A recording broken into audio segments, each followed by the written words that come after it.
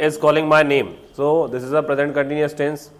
ठीक है, present continuous tense में हमें पैसिव वॉइस में चेंज करना होता है तो क्या करते हैं हम, is am are plus ing, ing लगती है ना, तो someone is calling my name मतलब कोई मेरा नाम बोल रहा है, बुला रहा है। ठीक है, तो अब इसमें आपका आंसर आएगा, ऑब्जेक्ट क्या है आपका, माई नेम, तो यहाँ पे आएगा माई नेम इज, इसके बाद में आएगा आपका बीइंग, वर्ब की third form, called by someone, my name is being called by someone, that is your answer.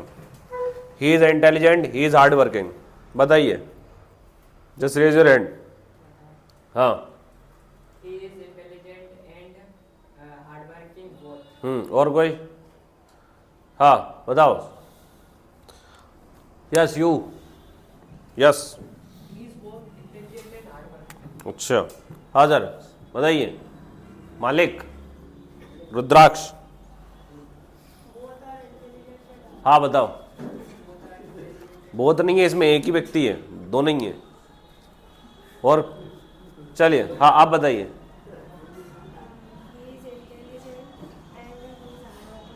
अच्छा बहुत बढ़िया, आप बताइए, नहीं पता, Asim is correct,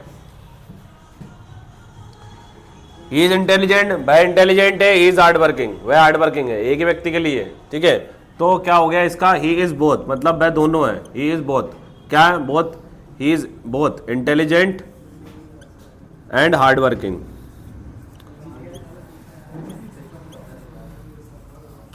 he is both intelligent and hard working, वो दोनों है, इंटेलिजेंट भी है और हार्ड वर्किंग भी है। Physics is more difficult than any other subject, physics is more difficult than any other subject. ठीक है, तो इसमें जो है ये क्या है, कंपैरेटिव डिग्री है, क्या डिग्री है, कंपैरेटिव, तो मोर डिफिकल्ट का क्या होगा पॉजिटिव डिग्री में, डिफिकल्ट, ओनली क्या होगा, डिफिकल्ट। ठीक है, तो इसमें क्या हम लिखेंगे, इसमें हम लिखेंगे no other subject is as difficult as difficult as physics।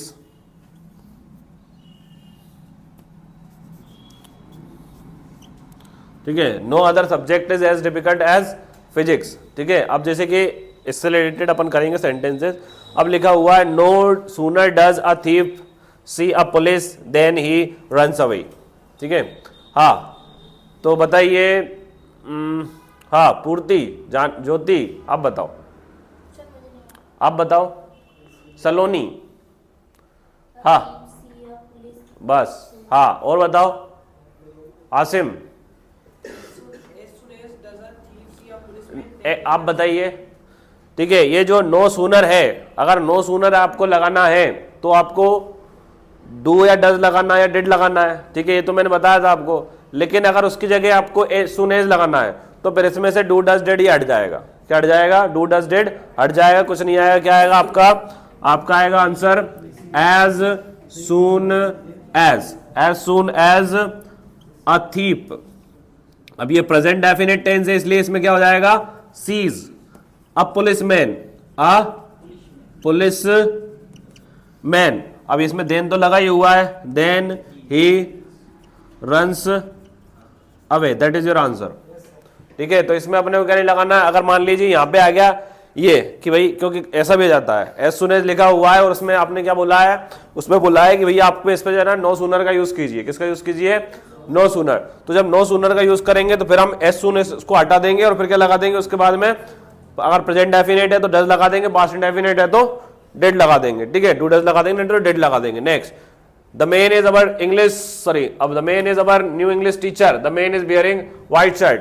हाँ, so answer with Bhagirath, no answer, no answer. हाँ आसिम, नो आंसर। अबे no answer. Sajal, no answer. क्या बात है। हाँ भाई, तो इसमें आएगा आपका द मैन, ये लिखा आपने, इसके बाद में लगाया comma, the man who is the man, ये लिखा द मैन, किसके हाथ में, ये द मैन है ना, तो यहां से ही हटा दिया, is bearing white shirt, the man who is bearing who is bearing white shirt is our new English teacher. Is our new English teacher. Is our new English teacher, and that is your answer. She is at the door. She is at the door. Negative में आएगा इसका she did not shut the door. She did not shut the door. ठीक है. She is very big. She cannot walk. तो क्या होगा इसका रुद्र बताइए. She is very big का क्या हो जाएगा? So that करना. She is so big. So big that she cannot walk. जब टू और टू यूज करते हैं तो सेंटेंस हो जाता है शॉर्ट. जब सो और दैट यूज करते हैं तो सेंटेंस हो जाता है long. And that is your answer. अब हाँ भाई, तो सबसे पहले ये करते हैं ना, you can catch the bus if you take a taxi. हाँ जी बताइए सलोनी.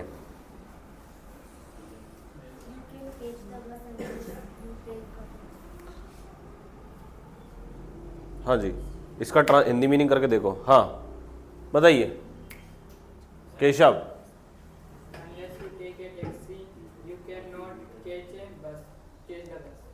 अनलेस यू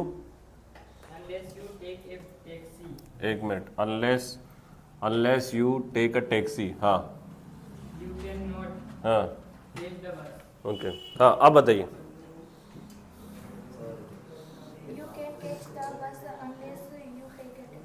हाँ आप बताइए. अरे बोल तो दिया कर. हाँ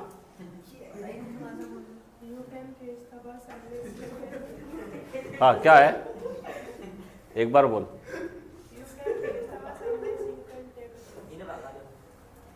हाँ भाई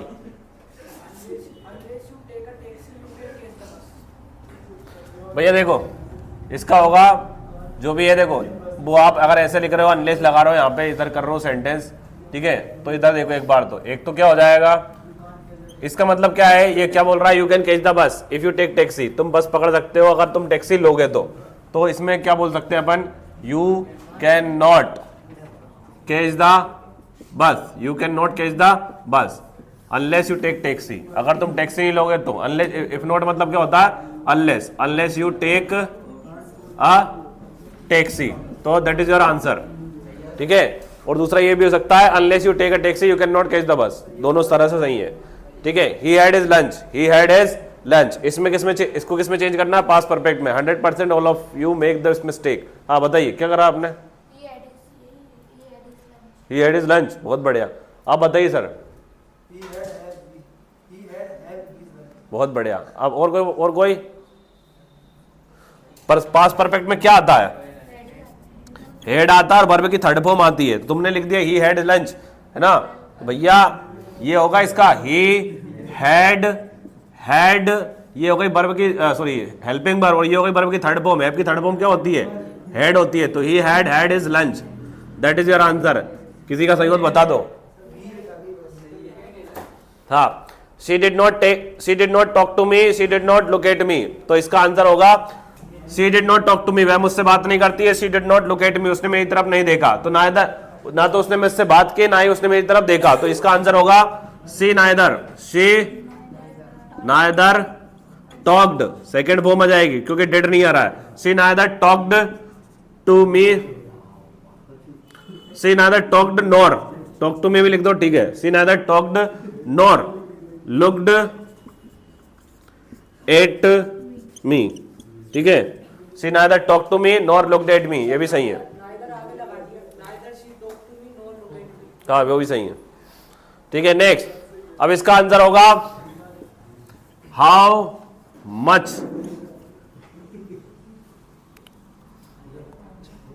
much experience have you got. That is your answer. How much experience have you got मतलब आपके पास कितना एक्सपीरियंस है. The tea is too hot. Sorry, तो इसका आंसर होगा आपका the tea is too hot to drink. The tea is too hot to drink. Next. My friend sent me letter. तो इसका होगा a letter was send to me by my friend, bye my